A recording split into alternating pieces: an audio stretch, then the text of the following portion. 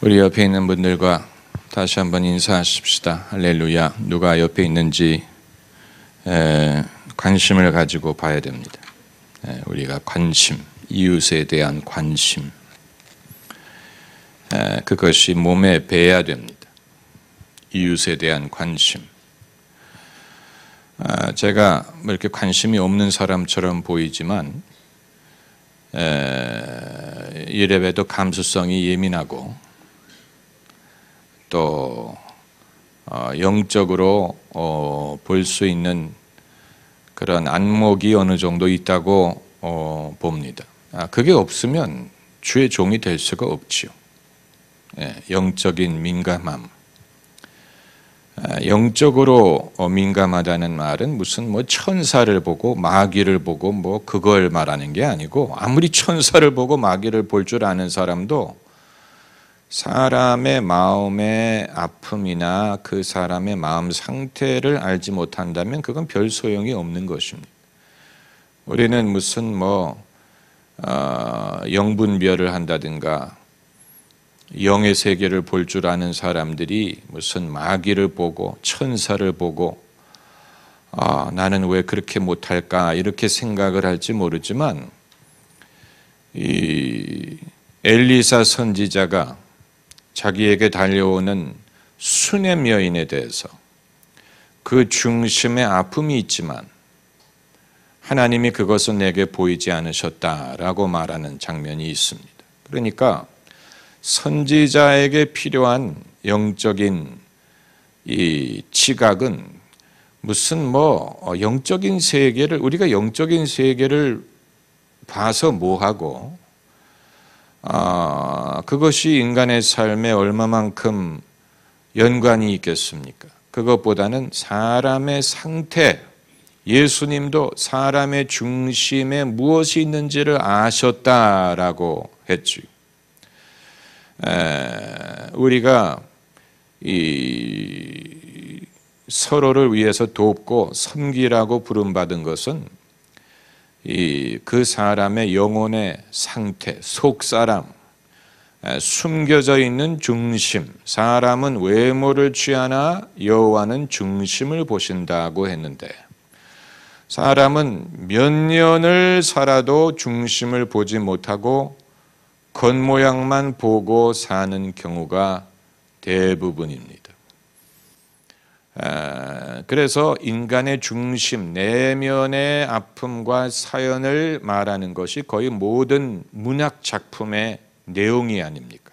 문학 작품이 사람의 심금을 울릴 수 있는 이유는 우리가 평소에 알지 못했던 인간 내면의 참된 모습을 적나라하게 정확하게 묘사했기 때문에 우리가 그 작품의 예술성을 인정하고 또 그것이 명작이 되고 고전이 되고 두고두고 사람들이 그것을 읽고 좋아하는 이유가 거기에 있습니다.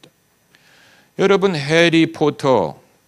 해리포터의 이야기가 사람들에게 어필하는 이유가 뭐라고 생각하십니까? 무슨 마술?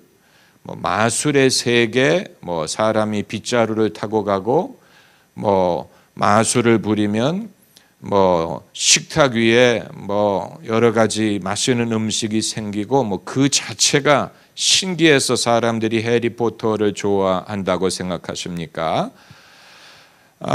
해리포터라는 그 소년의 모습 속에서 자신의 모습을 보기 때문에 좋아하는 것입니다. 해리포터가 누구냐? 그걸 먼저 알아야 됩니다. 저는 책은 읽지 않고 영화만을 봤는데, 실제 해리포터는 누구냐면 부모님이 돌아간 고아에 자기 삼촌 이모 집에서 사는 고아예요. 그런데 그 삼촌과 이모가 이 애를 얼마나 구박하는지 몰라요. 그야말로 아주 못된 그런 이모죠. 그리고 자기의 자식을 선호하고 해리포터를 구박하죠. 그런데 해리포터가 호그와트 학교를 가기만 하면 모든 사람이 해리포터를 알아주고 너 해리포터 아니냐, 너 해리포터 아니냐. 해리포터가 그 세상에서는 가장 뛰어난, 가장 인정받는, 뭔가 가치를 인정받는 그런 존재로 부상을 합니다. 그러다가 방학이 되면 자신의 현실로 돌아오죠. 그래서 방학이 되면 자기의 삼촌 집에 가서 여전히 그 구박을 받다가 개학을 해서 학교로 돌아가면 다시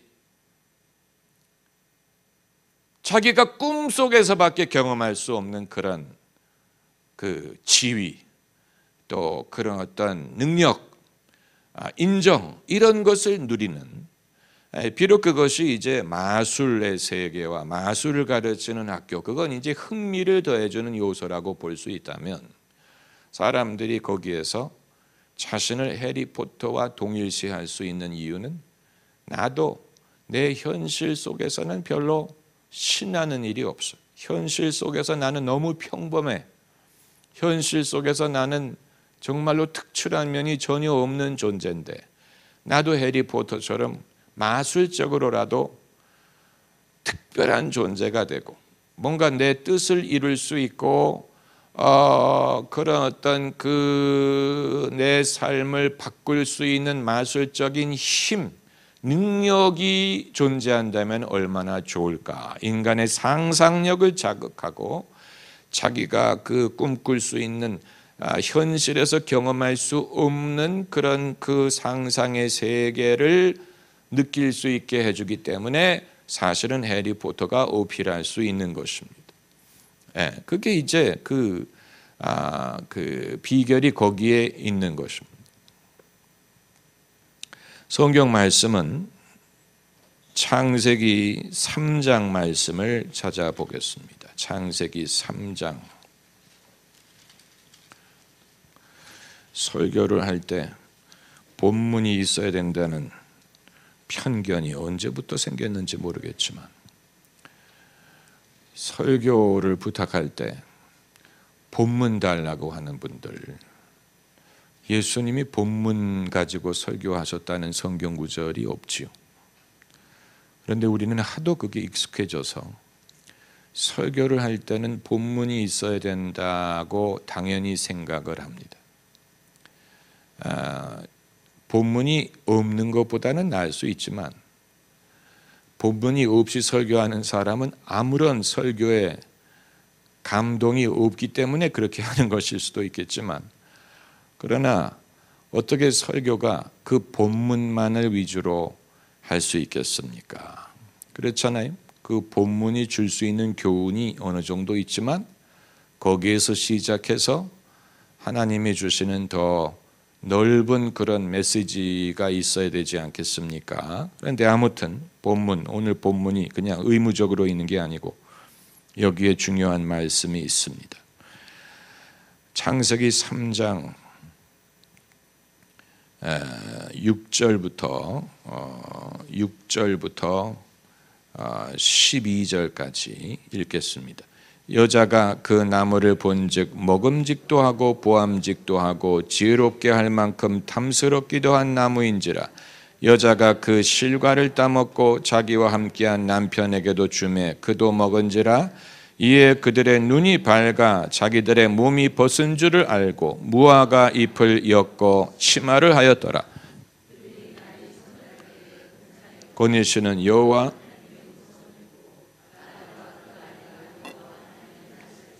동산나무 사이에 숨은지라. 여호와 하나님이 아담을 내가 어디 있느냐 가로되 내가 동산에서 하나님의 소리를 듣고 내가 벗었으므로 두려워하여 숨었나이다.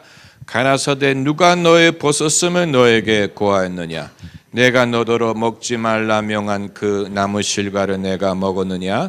아담이 가로되 하나님이 주셔서 나와 함께 하신 여자 그가 그 나무 실과를 내게 주므로 내가 먹었나이다. 아멘. 지난 수주 동안 예수님은 어떻게 우리의 구원자가 되시느냐라는 주제로 공부를 했습니다. 그런데 이제 예수님이 우리가 어떻게 구원자가 되시느냐를 알려면 구원이 무엇인가를 먼저 알아야 됩니다. 자기가 구원받아야 될 필요가 있다고 느끼지 않는 사람은 예수님을 필요로 하지 않을 것입니다. 그러니까 예수님을 믿게 하기 위해서는 자기가 구원받아야 될 필요를 먼저 납득시켜야 된다는 얘기입니다. 우리가 구원이 뭔지 이미 다 알고 있지 않습니까? 어떻게 그것을 다시 원점으로 돌아가서 배울 필요가 있다는 말입니까? 그러나 우리가 구원에 대해서 알고 있다고 생각하는 대부분은 누군가가 가르쳐줬기 때문에 그런가 보다 하는 것입니다. 교회에서 배우고 또 우리가 성경에서 읽고, 다시 말하면 우리가 스스로 깨달은 것이라기보다는 누군가가 가르쳐 주었기 때문에 우리가 그런 줄로 알고 받아들인 내용이 대부분입니다. 그러나 만일 교회를 다니지 않고 기독교를 믿지 않는 사람에게 그 사람이 예수님을 믿어야 될 필요를 말해야 된다면, 그래서 그 사람이 구원을 받기 위하여 예수님을 믿어야 된다는 말을 하려고 한다면 자기가 죄에서 구원받아야 된다는 것을 어떤 식으로 설명하겠습니까? 성경에 있는 교리를 그대로 되풀이하겠습니까? 인간은 죄인이다. 하나님은 거룩하신 하나님이다. 그렇기 때문에 죄의 삭은 사망이다. 하나님이 우리를 사랑하셔서 예수님이 그 죄값을 대신 지불하셨다. 우리가 예수님을 믿음으로 의롭다함을 얻고 죄사함을 얻을 수 있다. 맞는 얘기예요. 그러나 죄가 무엇인지를 알지 못하고 자기가 특별히 죄인이라고 생각하지 않는 사람에게는 그것은 기독교의 교리를 사람에게 읽어주는 것뿐이지 그 사람이 스스로 깨닫고 공감할 수 있는 내용을 말해주는 것은 아닙니다. 전도를 한다는 말은 교리를 가르친다는 것과는 아주 다른 것입니다. 창세기는 교리를 말함으로 시작하지 않았어요. 창세기 1장부터 3장까지 또 4장 정도까지는 여기에 등장하는 주제가 구약 성경에 더 이상 다시 등장하지 않는다는 사실을 아십니까? 구약 성경에 아담과 하와, 선악과 그들이 낙원에서 쫓겨난 일, 이 일에 대한 언급이 구약 성경에 더 이상 등장하지 않는다는 사실을 아십니까? 그 말은 창세기 중에서도 1장부터 3장까지는 굉장히 중요한, 그리고 이후에 예수님이 오셔서 비로소 해결될 인간의 본래적인 문제를 스토리의 형식을 통하여 말한 구절입니다. 창세기를 누가 썼는지 우리가 알기 어렵습니다. 모세가 썼다고 하지만 그건 그랬다고 말하기 때문에 우리가 그런 줄로 아는 것이지, 모세가 쓴 것을 우리가 본 적은 없어요.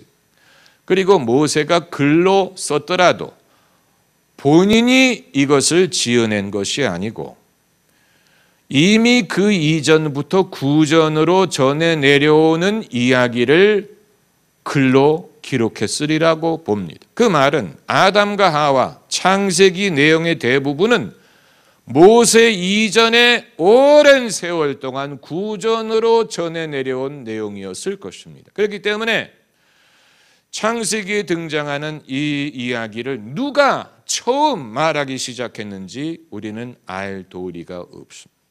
하나님의 영감으로 구전을 통하여 인류가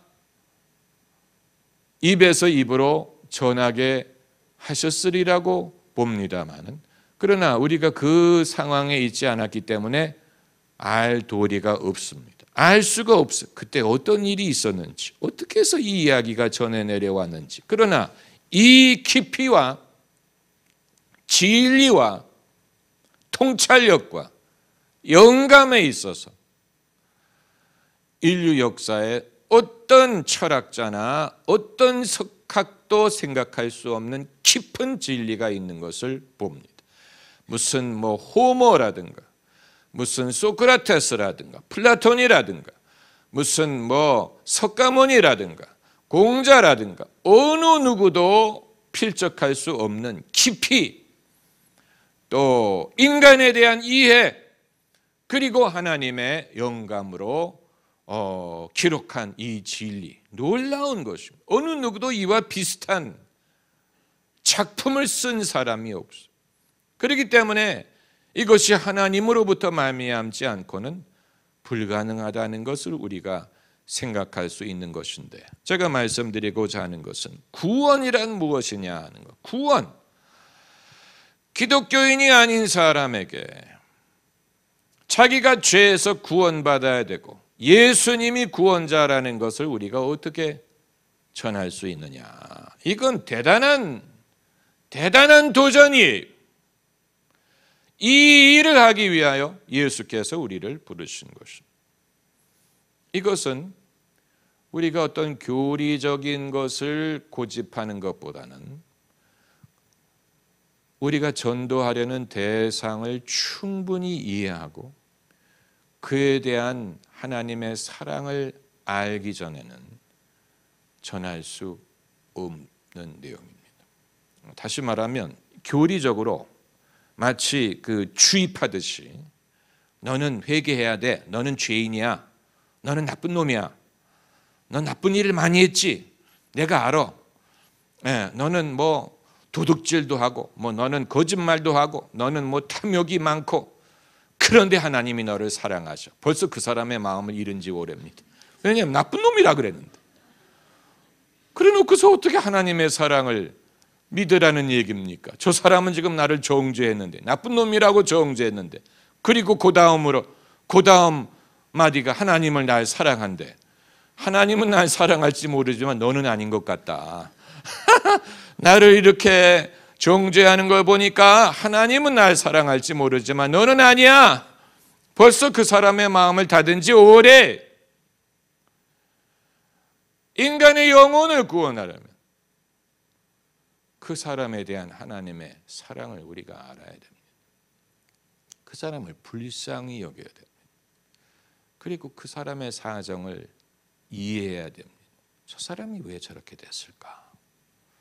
내가 알지 못하는 그 중심에 어떤 사연이 있을까를 알아야 그 사람도 우리가 사랑으로서 그 말을 한다는 사실을 알고 마음을 열 것입니다. 그러나 그렇게 할 수 있는 사람은 극소수에 불과합니다. 그래서 문학 작품이 필요한 것입니다. 이 알라스카를 찾아서라는 소설이 있어요.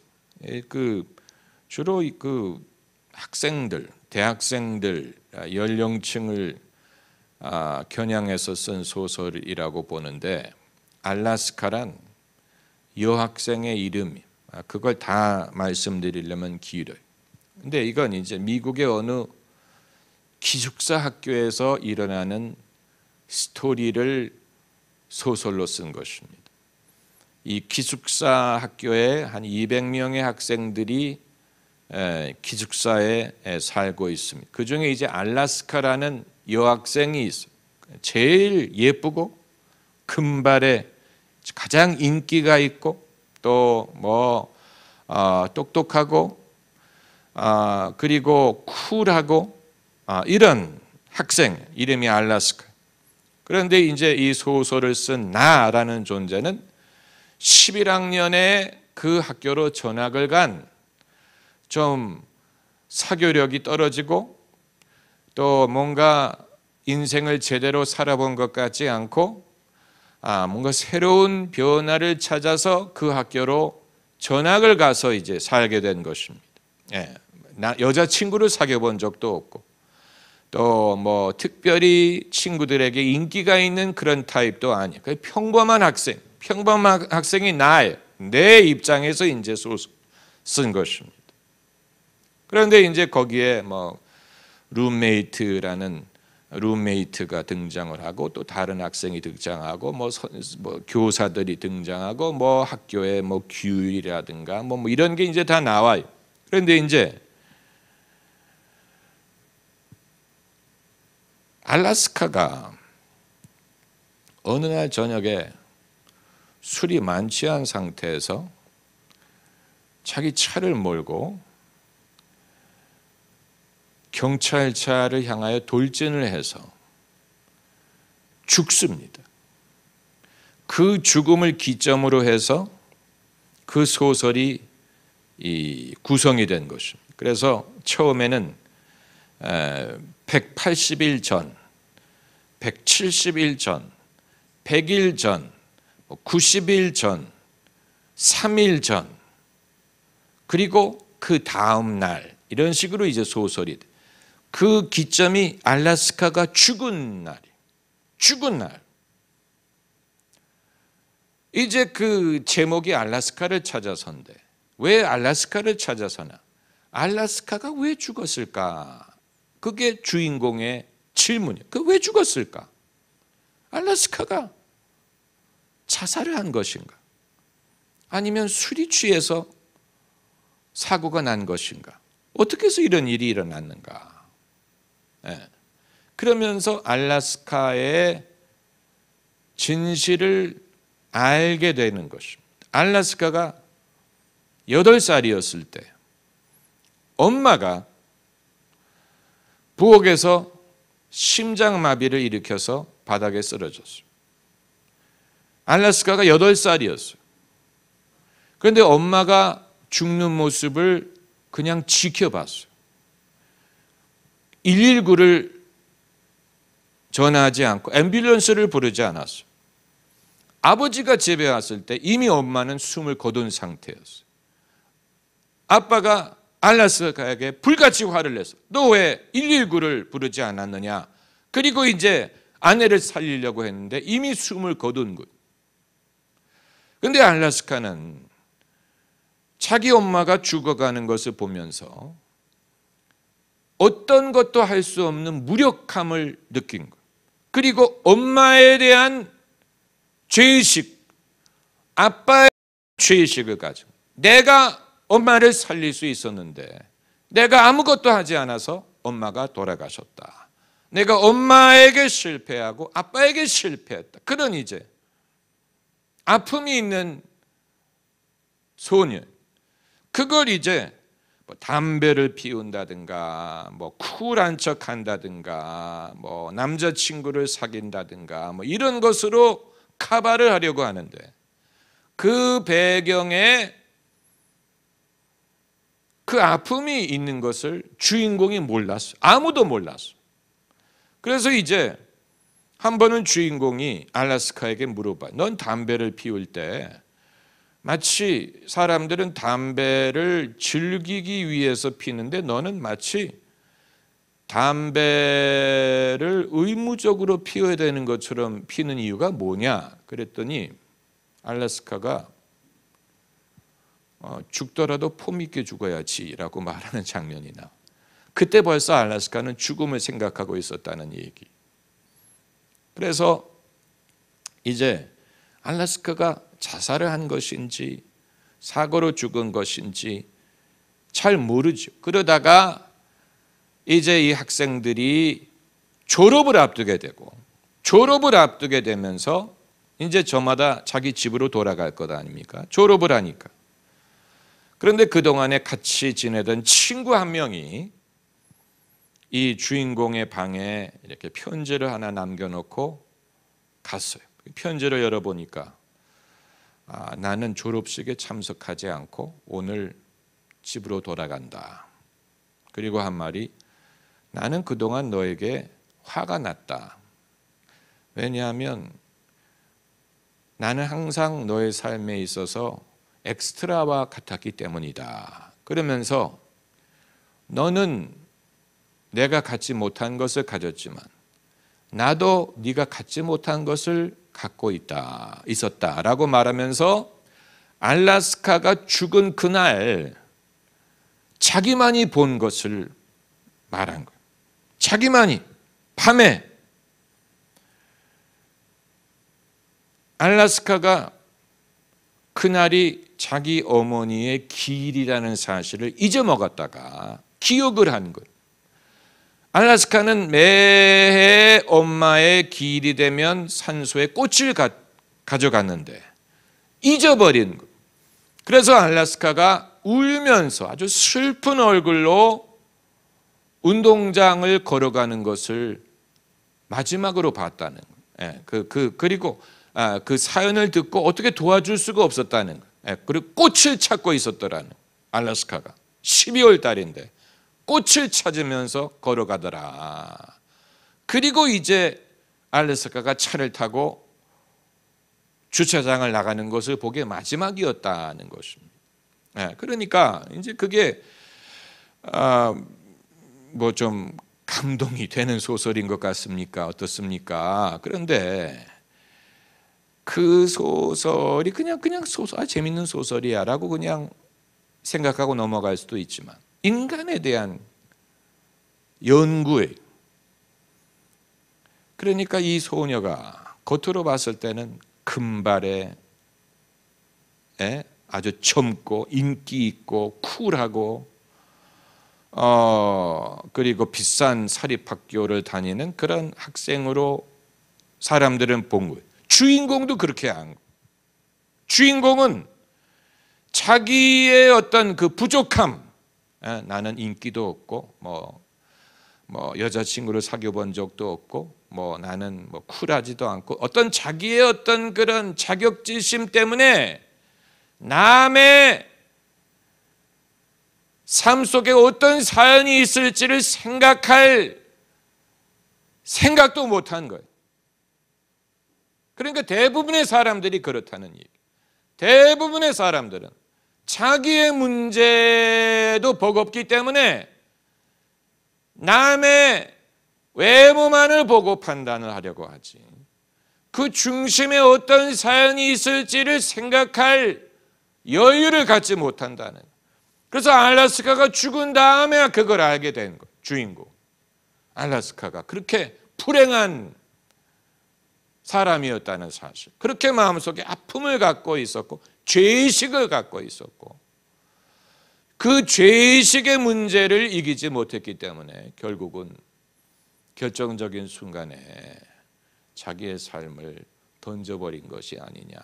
이제 그런 식으로 나는 알라스카를 용서했고 알라스카도 나를 용서해 주기를 바란다. 이제 이런 내용으로 끝이 납니다. 그러나 사실 정말로 용서가 필요했던 사람은 알라스카 자신이지요. 먼저 자기 엄마가 자기를 용서해 주었기를 바랬지만 엄마는 이미 돌아가셨고, 아빠가 자기를 용서해 주기를 바랬고, 자기 자신을 용서할 필요가 있었다. 왜냐하면 엄마가 돌아가시는데 속수무책이었기 때문에 자기 자신을 원망한, 자기 자신을 용서하지 못했던 것이지요. 그러니까 여기에 무슨 종교적인 그런 색채는 거의 등장하지 않지만 굉장히 종교적인 내용, 굉장히 종교적인 소설, 인간의 내면의 죄의 문제에 대한, 그게 무슨 의도적으로 알라스카가 누구를 해쳤다든가 그런 건 아니지만 그럼에도 자기 자신을 용서하지 못한, 자기 자신이 극복할 수 없는 죄의식이 있었던 죄의 문제, 오늘 본문이 그것을 보여주고 있는 것입니다. 창세기가 그렇기 때문에 어떤 교리로 시작하지 않는다고 말씀드린 이유가 거기 있습니다. 무슨 사도 바울의 서신처럼 모든 사람이 죄를 범하였음에 하나님의 영광에 이르지 못하였다, 이런 교리를 말하지 않지만 기독교인이 아니고 종교인이 아니더라도 모든 사람이 공감하고 이해할 수 있는 인간의 스토리를 통하여 인간은 어떤 영적인 문제가 있는가를 말해주고 있는 것입니다.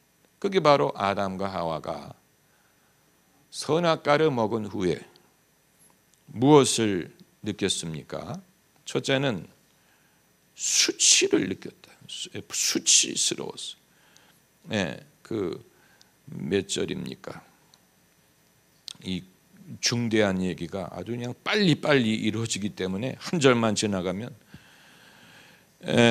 그 7절에 눈이 밝아 자기들의 몸이 벗은 줄을 알고 무화과 나무 잎을 엮고 치마를 하였더라. 이것은 이제 수치심인데, 이것은 다른 사람과 자기 자신에 대해서 느끼는 자신의 모습을 의식하고 수치를 느꼈다. 이건 종교적인 것이 아니고 심리적인 것입니다. 인간의 심리는, 대인 심리는 수치심에 기초한다는 얘기. 우리로 말하면 창피함이라든가 체면이라든가 이런 것을 보여주는 것입니다. 나의 어떤 약한 모습을 남들에게 노출시키는 것을 싫어하고 가리려는 인간의 본능. 여기까지는 심리, 종교가 아니. 그 다음 절에 종교적인 면이다. 그들이 날이 서늘할 때 동산에 거니시는 여호와 하나님의 음성을 듣고 아담과 그 아내가 여호와 하나님의 낯을 피하여 동산나무 사이에 숨은지라. 그들이 하나님을 무엇을 통해서 느꼈습니까? 두려움을 통해서 느낀.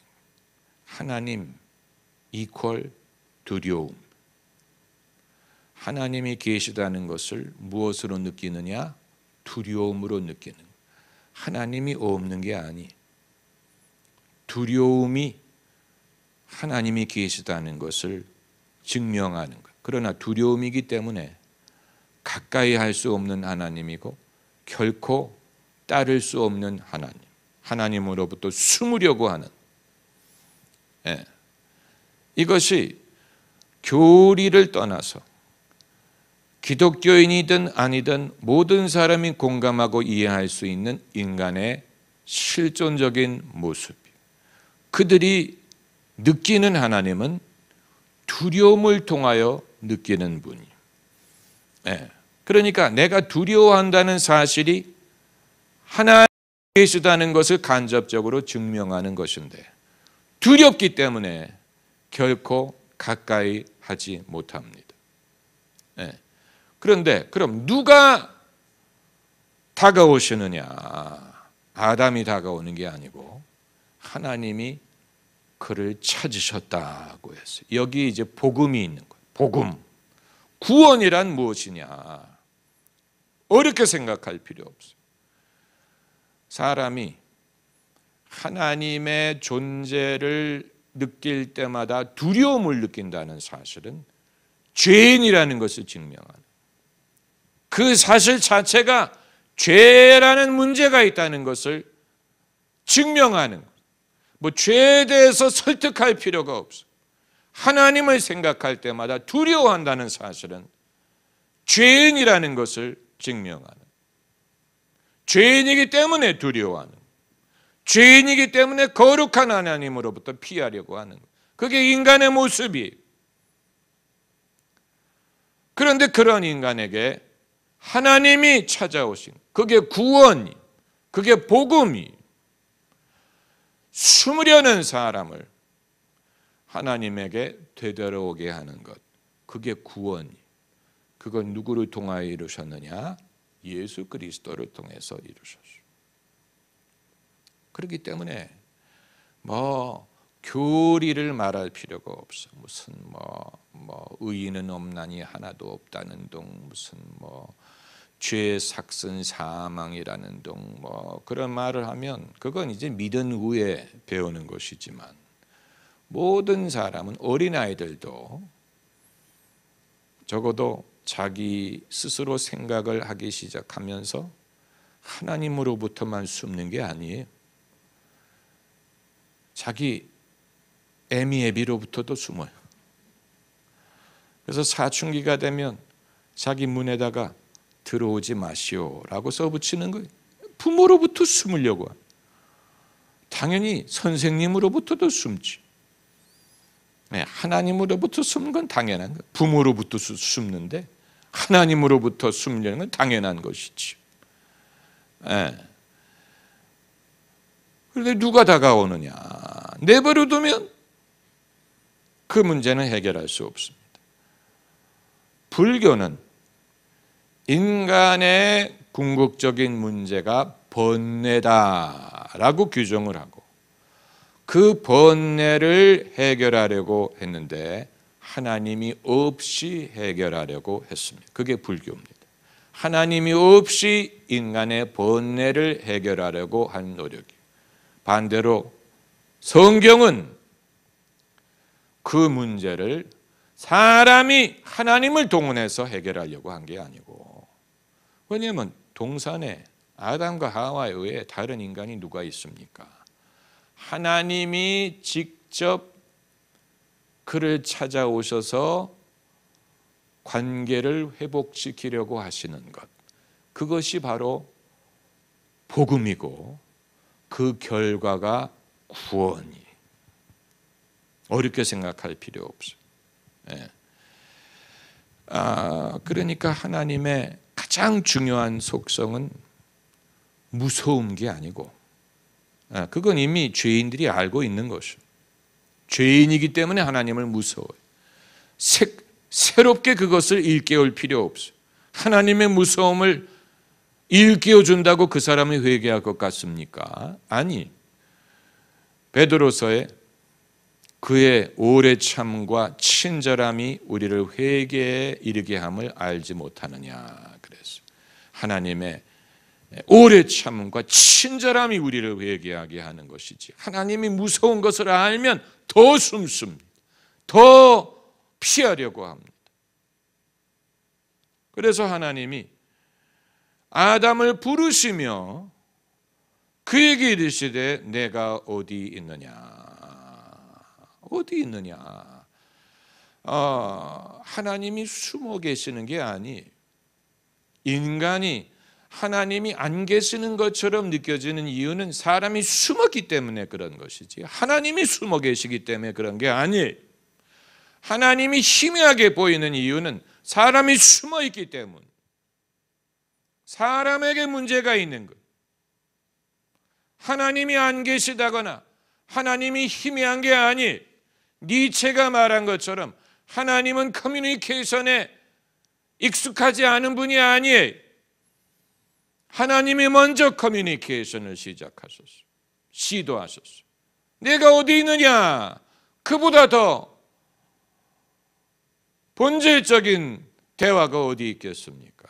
내가 어디 있느냐라고 물으셨습니다. 다만 그냥 하나님이 내가 너 찾았지롱, 그게 아니고 이제 인간이 거기에 대해서 답변을 해야 되는, 하나님의 질문에 대해서 답변을 해야 될 의무가 있어요. 여기에 이제 우리의 믿음, 우리의 응답, 영접, 이것의 필요성이 여기 있는. 하나님이 아무리 찾았더라도 그냥 일방적으로 우리를 찾음으로써 해결될 수 있는 게 아니에요. 하나님이 너 여기 숨어 있었구나 찾으신다고 그들이 애초에 숨게 만들었던 문제가 해결되는 건 아니에요. 또 숨으려고 할 것이기 때문에. 여기에 이제 창세기 3장이, 그러나 인류 역사 내내 지속되었던 하나님과 인간 간의 이 씨름이 시작이 된 것입니다. 결국은 성경이 말하고자 하는 것은 이 질문에 대하여 인간이 어떻게 답할 것이냐를 말하는 것입니다.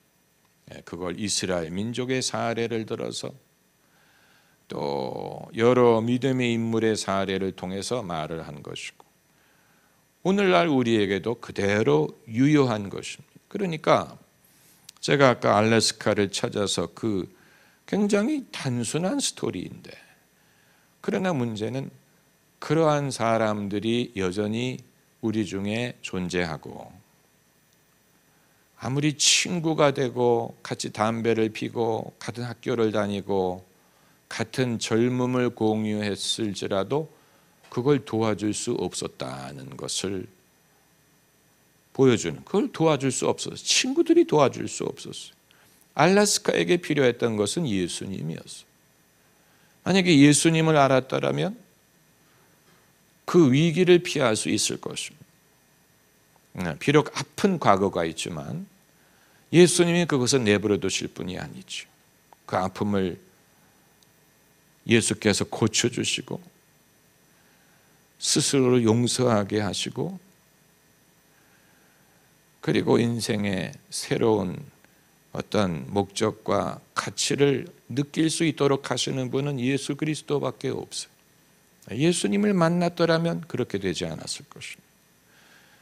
그건 무슨 교육으로도 안 되고 돈으로도 안 되고 무슨 젊음으로도 안 되고 심지어 애정으로도 안 돼. 애정으로도 그 문제가 해결되지 않아요. 왜냐하면 친한 친구들도 그 사실을 몰랐기 때문에.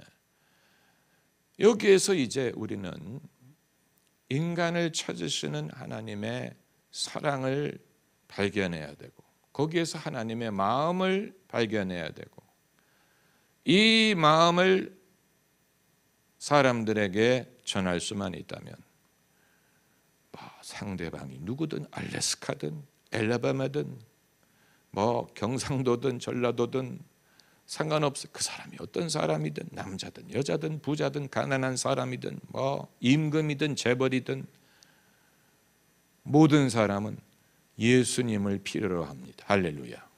모든 사람은 예수님을 필요로 합니다. 모든 사람은 예수님을 믿어야 될 이유가 있어요.